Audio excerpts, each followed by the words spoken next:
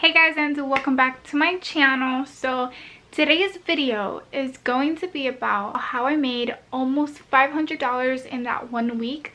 If you guys saw my thumbnail, it says $432 within 6 days, but obviously I didn't do anything on Mondays, so in reality you could make up to those $500 if I would have made it to Monday. So technically this video would be a how to make $500 in 1 week. Now we're going to talk about Uber Eats. We're not going to talk about the Uber that you drive people in because I don't do that one. Before I continue, when you're going to do Uber Eats, you have to be 18 years of age.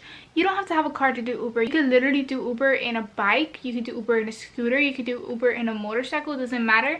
You guys could carry around like a little bag or something to put the food in, because even in my car, I kind of managed to still spill all of the drinks from one of my customers, and that was like really embarrassing. But anyways, anyone could do Uber as long as you're 18 years of age, of course, but for the most part anyone could do Uber. It doesn't matter what transportation you have. You could even walk. So like if you have a car, obviously you could drive from like one place to another. Like a place is 30 minutes far because you have a car, but if you have a bike, they're not going to put you 30 minutes apart like deliveries, you know. They're gonna obviously give you like 5-minute, 10-minute like deliveries, so you can kind of get there on time.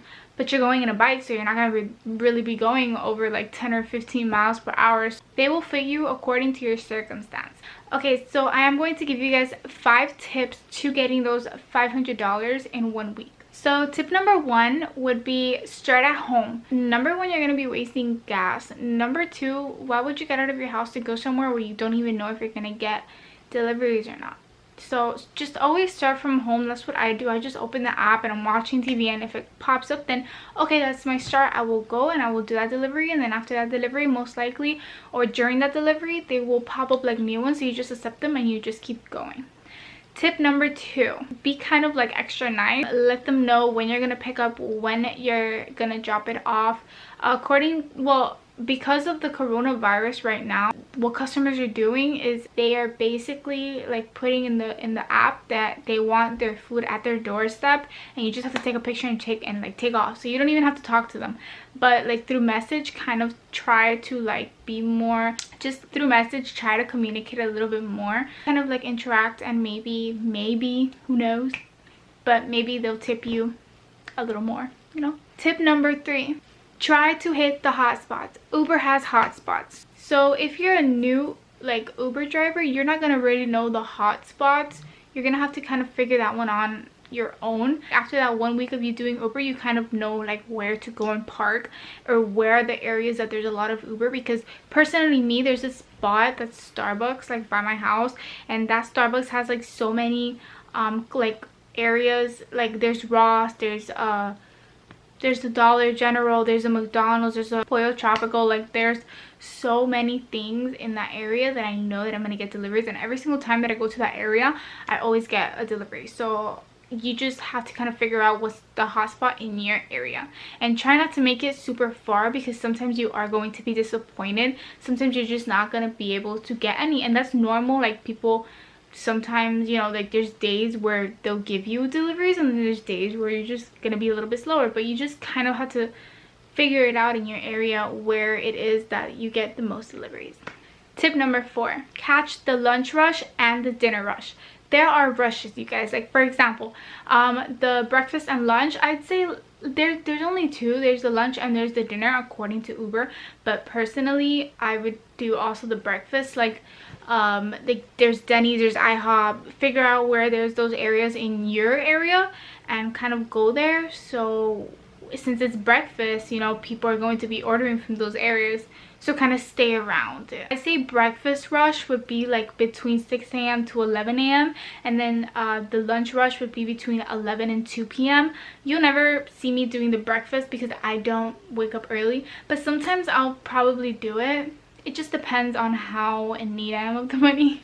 Then there's the dinner rush. The dinner rush is between 6 and 9 p.m.